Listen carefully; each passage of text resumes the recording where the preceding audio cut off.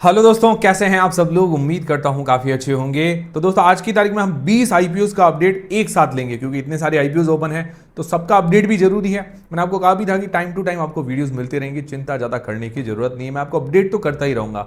और अभी काफ़ी क्या है कि लगातार वीडियोस पे वीडियोस बनते जा रहे हैं। मुझे भी टाइम थोड़ा कम मिल रहा है। काफ़ी लोग कमेंट भी कर रहे हैं थोड़ा आराम भी कर लीजिए, थोड़ा सो भी लीजिए, थोड़ा खाना भी खा लीजिए, तो मैं वो भी कर रहा हूँ साथ साथ में। हालांकि मतलब फ्री टाइम नहीं मिल रहा मुझे बिल्कुल भी। आप कहें ना भाई, एक भी गैप नहीं मिल रहा है मुझे सोने, दिन में सोने का बिल्कुल भी, वो आराम करते हैं ना हल्का फुल्का, वो भी टाइम नहीं मिल रहा है मुझे। ठीक है, कोई दिक्कत नहीं है, कुछ दिन तो मेहनत करनी पड़ेगी। तो कल 4 आईपीओ में अप्लाई करने के लिए आखिरी दिन है, तो फाइनल अपडेट जानेंगे। ज़ारो आईपीओ, आनंद राठी का आईपीओ, सैशा साई का आईपीओ और सोलर वर्ल्ड का आईपीओ। और कल 2 आईपीओ ओपन होने वाले, जिन कुशल आईपीओ, ट्री वर्ल्ड का आईपीओ, उनके अंदर क्या करना चाहिए वो भी जानेंगे। और गणेश आईपीओ और अटलांटा आईपीओ, उनमें आखिरी दिन था, अलॉटमेंट चांसेस वगैरह जानेंगे। और आज जीके एनर्जी आईपीओ, सात्विक आईपीओ, इनका अलॉटमेंट स्टेटस भी आने वाला है, वो भी अपडेट लेंगे। और टोटल अभी 20 आईपीओ का हम अपडेट लेंगे इस वीडियो के अंदर। वीडियो शुरू करने से पहले Telegram, Instagram, WhatsApp channel free में डीमेट अकाउंट सबकी लिंक डिस्क्रिप्शन के अंदर ज्वाइन करके रख लीजिए। सबसे पहली बात करें, वीएमएस टीएमटी आईपीओ की लिस्टिंग थी, सिर्फ 5% जैसा प्रॉफिट देखने को मिला खुलते ही।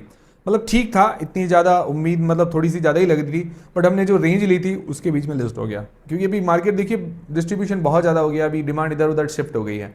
इस कारण इन आईपीओ की हमें लिस्टिंग जो है थोड़ी धीमी देखने को मिल रही है, वरना इस आईपीओ की लिस्टिंग भाई मुझे ऐसा लग रहा है कि 15 से 20% के आसपास हो जाती है, अगर इतने सारे आईपीओ ना होते तो। अब इतने आईपीओ आएंगे तो मतलब भी क्या, मुझे नहीं लग रहा है कि कोई मतलब है। बाकी आज अलॉटमेंट आएगा, सात्विक आईपीओ का अलॉटमेंट स्टेटस आने वाला है के फिनटेक की वेबसाइट पर। जीएमपी है सिर्फ 2% के आसपास, 10 रुपए पर शेयर के आसपास मान के चल सकते हैं, डिमांड कम है। आप में से किन किन लोगों ने अप्लाई किया है। जीके एनर्जी का आईपीओ अलॉटमेंट स्टेटस आज की तारीख में आएगा, एमयूएफजी मतलब लिंकिन टाइम की वेबसाइट पर। जीएमपी 20% के आसपास है, 31 रुपए पर शेयर। इसकी जीएमपी थोड़ी अच्छी बरकरार पड़ी, मतलब इसको सब्सक्रिप्शन भी अच्छा मिला है और जीएमपी भी अच्छी चल रही है। इसमें मैंने पर्सनली अप्लाई किया है। फिर दोस्तों गणेश आईपीओ में आज आखिरी दिन था। टोटली 2.67 टाइम्स, 2.67 गुना के आसपास सब्सक्राइब हुआ। ठीक ठाक सब्सक्रिप्शन है, ओवरऑल सारे पोर्शन ठीक ठाक सब्सक्राइब हुए, ज़्यादा सब्सक्रिप्शन देखने को नहीं मिला है। और अलॉटमेंट की अगर चांसेस जाने तो मतलब देखा जाए तो लगभग लगभग सबको अलॉटमेंट मिल ही जाएगा, ऑलमोस्ट सबको मिल जाएगा इसके अंदर अलॉटमेंट। आप में से किन किन लोगों ने अप्लाई किया कमेंट करके बता दीजिएगा। मैंने पर्सनली अप्लाई नहीं किया है। इसका allotment status MUFG Link In Time की वेबसाइट पर कल की तारीख में देखने को मिल जाएगा।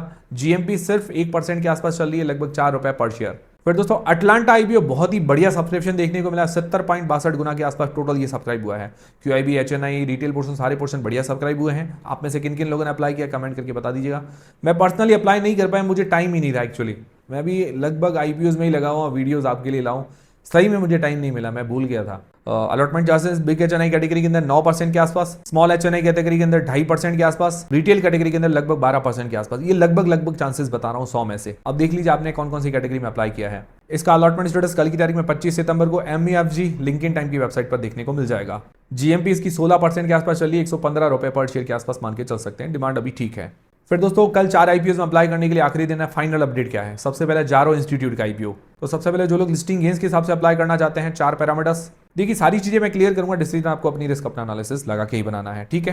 तो जीएमपी भी 13% के आसपास चल रही है, 115 रुपए पर शेयर। जीएमपी के मामले में आधा पॉइंट देना चाहूंगा। एंकर लिस्ट भी ठीक आई है, जीएम एंकर लिस्ट के अंदर भी आधा पॉइंट मिल जाता है। सब्सक्रिप्शन भी ठीक है, आधा पॉइंट सब्सक्रिप्शन के अंदर, मतलब 1.95 टाइम्स टोटल सब्सक्राइब हुआ है। वैल्यूएशंस की देखा जाए तो देखिए बाकी सारे फैक्टर्स इसके अच्छे नजर आ रहे हैं। उसके अलावा अपने सेक्टर के अंदर ये पहली कंपनी लिस्ट होने जा रही है, इसके लिए थोड़ा बेनिफिट हो जाता है। तो वैल्यूएशंस में 1 पॉइंट दे सकते हैं, तो 2.5 पॉइंट हो जाते हैं। मान लो वैल्यूएशंस के अंदर भी हम प्राइस टू बुक और प्राइस टू अर्निंग रेशियो के हिसाब से आधा पॉइंट भी दे दें तो भी न्यूट्रल रेटिंग होती है, मतलब इतना ज़्यादा इसके अंदर रिस्क नजर नहीं आ रहा है, ठीक है।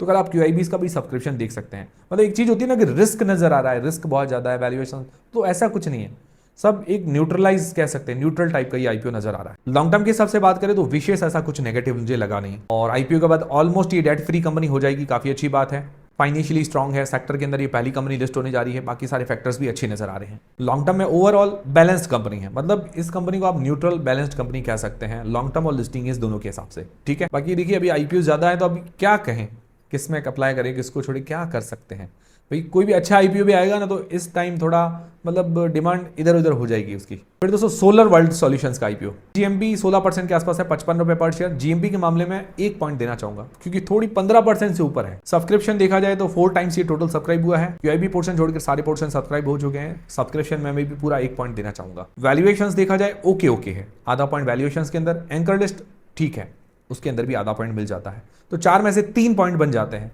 आधा पॉइंट और भी काट लें टाइट टाइट करके तो भी 2.5 पॉइंट बनते हैं, तो मतलब रिस्क इसके अंदर कम नजर आ रहा है। लॉन्ग टर्म मतलब लिस्टिंग के हिसाब से अट्रैक्शन नजर आ रहा है। बाकी ये नहीं कह रहा हूँ कि अप्लाई कीजिए मत कीजिए, वो तो आपके हाथ में है। मैं सिर्फ आपको अभी के हिसाब से जानकारी बता रहा हूँ। लॉन्ग टर्म के हिसाब से जो लोग अप्लाई करना चाहते हैं तो पॉजिटिव्स नेगेटिव्स तो देखा जाए विशेष ऐसा कुछ नेगेटिव नहीं है इसके अंदर, मतलब हल्के से 2 नेगेटिव है। वैल्यूएशन ओके ओके है और आईपीओ के बेसिस से डेट पे नहीं करी है, बट डेट जो है इसके कंट्रोल के अंदर है, तो इतना ज़्यादा डेट नहीं है, तो ये इतना मैं नहीं कह सकता कि इतना ज़्यादा कोई नेगेटिव है बड़ा। बाकी ओवरऑल सेक्टर अच्छा है, फाइनेंशियली स्ट्रॉन्ग है, आरओई आरओसी वगैरह बढ़िया, बाकी फैक्टर्स इसके अच्छे नजर आ रहे हैं। लॉन्ग टर्म के हिसाब से अट्रैक्टिव है, लिस्टिंग गेन्स के हिसाब से भी ये अट्रैक्टिव तो नजर आ रही है। ज़्यादा अट्रैक्टिव आप कहें तो थोड़ा लिस्टिंग गेन्स के हिसाब से, लॉन्ग टर्म के हिसाब से 1-2 जो रिस्क है वो भी मैंने आपको बता दिए हैं। फिर दोस्तों आनंद राठी का आईपीओ, हमारे पैरामीटर्स जीएमपी 8% के आसपास है, 35 रुपये पर शेयर, हालांकि 10% नहीं है, बट फिर भी मैं इसको आधा पॉइंट देना चाहूंगा।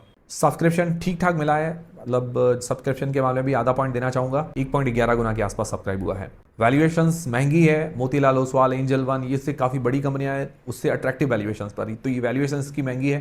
वैल्यूएशंस में 0 पॉइंट देना चाहूंगा। एंकर लिस्ट इसकी अच्छी आई है, मतलब इसके अंदर कहें डीआईएस में काफ़ी अच्छे नाम शामिल है, इसलिए 1 पॉइंट मैं एंकर लिस्ट के अंदर देना चाहूँगा। तो टोटल 4 में से 2 पॉइंट हो जाता है, मतलब न्यूट्रल रेटिंग बन रही है इसकी।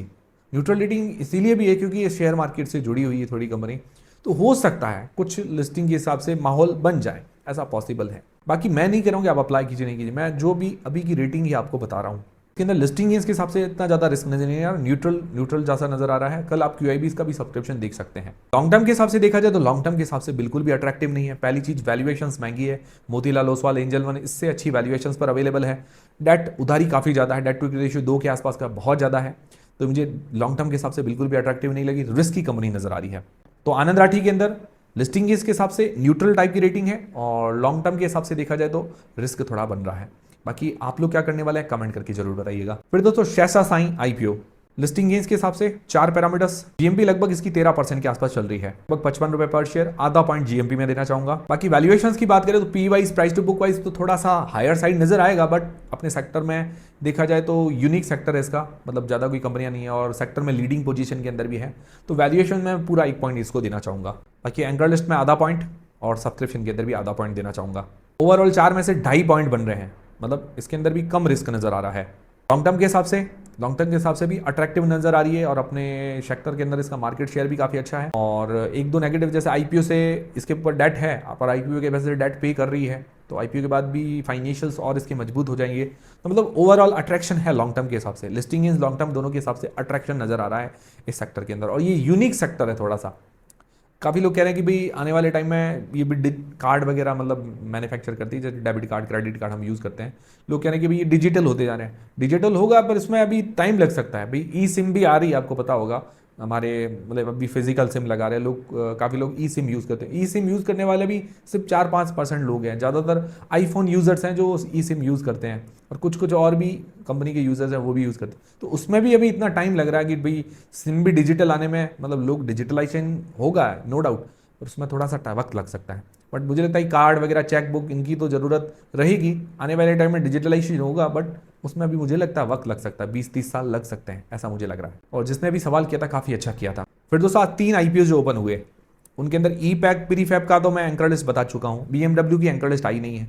जैन रिसाइकलिंग की एंकर लिस्ट बता देता हूँ। सबसे पहले सब्सक्रिप्शन जैन को देखें तो 0.73 टाइम्स टोटल सब्सक्राइब हुआ है, पहले दिन अंडर सब्सक्राइब है। जीएमपी 10% के आसपास है, 24 रुपए पर शेयर। एंकर लिस्ट का देखा जाए तो 562 करोड़ रुपए एंकर इन्वेस्टर्स के द्वारा जुटाए गए हैं। एंकर लिस्ट इसकी अच्छी आई है। तो उसके अंदर DIIs और म्यूचुअल फंड की बात करें तो HDFC, एक्सिस, मोतीलाल, बंधन, हेलियोस जैसे बड़े नाम है, मतलब ठीक है एंकर लिस्ट, मतलब DIIs के अंदर नाम कहें। फिर FIIs के अंदर अगर नाम कहें तो गोल्डमैन सैक्स, नोमुरा, अबू धाबी और सोशिएट जनरल जैसे बड़े नाम हैं। तो मतलब एंकर लिस्ट अच्छी है। 10 में से मैं 7 रेटिंग इसको देना चाहूंगा। मतलब एंकर लिस्ट में आप पूरा 1 पॉइंट दे सकते हैं। बाकी कल फाइनल अपडेट का वीडियो भी मिल जाएगा। ई पैक प्रीफैब ये भी आज की तारीख में ओपन हुआ था, रिव्यू का वीडियो डाल चुका हूँ। एंकर लिस्ट भी उसमें डिस्कस कर ली थी, उसकी भी एंकर लिस्ट ठीक थी, लगभग 6 रेटिंग जैसी बन रही थी उसके अंदर। सब्सक्रिप्शन 0.3 टाइम्स अंडर सब्सक्राइब है। GMP इसकी भी 10% के आसपास है, 20 रुपए पर शेयर, ठीक है डिमांड। तो BMW IPO कोई भी एंकर वगैरह नहीं है इसकी, और रिटेल पोर्शन ज़्यादा है इसके अंदर, तो थोड़ा सा मुझे लग रहा है रिस्क ज़्यादा है इसके अंदर। सब्सक्रिप्शन देखा जाए 0.11 टाइम्स टोटल सब्सक्राइब हुआ है। GMP बात करें 2 से 3% के आसपास है, डिमांड इसकी काफ़ी कम है। दोस्तों कल 2 IPOs ओपन होने वाले हैं, जिन कुशल IPO, ट्रू ऑल्ट IPO। जिन कुशल की GMP जो ज़्यादा चल रही थी आज की तारीख में थोड़ी कम हो गई है, आज की तारीख में 40 रुपये पर शेयर, 34% के आसपास इसकी GMP बता रही है। और एंकर लिस्ट कल की तारीख में डिस्कस कर लेंगे। इसका सेक्टर वगैरह अच्छा नजर आ रहा है, बाकी सारे फैक्टर्स भी अच्छे हैं। मैं कल रिव्यू का वीडियो आपको लगभग सुबह तक मिल जाएगा। फिर दोस्तों ट्रू ऑल्ट बायो एनर्जी का IPO, इसकी जीएमपी लगभग बता रही है 12 से 13% के आसपास, लगभग मान के चलें 60 रुपये पर शेयर के आसपास मान के चल सकते हैं। डिमांड ठीक ठीक है, कल इसका रिव्यू का वीडियो भी मिल जाएगा। फिर दोस्तों पेस डिजिटेक आईपीओ, जीएमपी लगभग 8% के आसपास है, 18 रुपये पर शेयर, ये 26 तारीख को ओपन होने वाला है। फिर दोस्तों 29 तारीख को एक और नया आईपीओ फैबटेक आईपीओ, जो कि 29 सितंबर से लेकर 1 अक्टूबर के बीच में ओपन रहेगा। ग्रे मार्केट में अभी तक डिमांड नहीं आई है। फिर ग्लॉटेस लिमिटेड, ये भी 29 से 1 अक्टूबर के बीच में ओपन रहेगा, इसकी भी ग्रे मार्केट में अभी तक डिमांड नहीं आई है। फिर ओम फ्रेड आईपीओ 29 सितंबर से लेकर 3 अक्टूबर के बीच में, जीएमपी 7% के आसपास, 8 रुपये पर शेयर। फिर एडवांस एग्रो लाइफ 30 सितंबर से लेकर 3 अक्टूबर के बीच में ये आईपीओ ओपन रहेगा। ग्रे मार्केट में अभी तक कोई भी डिमांड वगैरह नहीं बता रही है। तो ये थे सारे आज के अपडेट्स, टोटल 20 आईपीओ के मैंने आपको अपडेट बताए। उम्मीद करता हूं हमारा वीडियो, हमारी जानकारी आपको काफी पसंद आएगी, हेल्पफुल रही है। तो दोस्तों वीडियो को लाइक जरूर करें, मुझे कमेंट करके जरूर बताएं, ताकि हमें भी मोटिवेशन मिलता रहे। लगातार मैं वीडियोस बना रहा हूं तो मुझे भी अच्छा लगता है कि आप कमेंट करें, और आपको भी अच्छा लग रहा है तो कमेंट करें, लाइक जरूर करें, शेयर भी करें दोस्तों के साथ। मिलते हैं अगले वीडियो के अंदर। टेलीग्राम, इंस्टाग्राम सबके लिंक डिस्क्रिप्शन के अंदर है।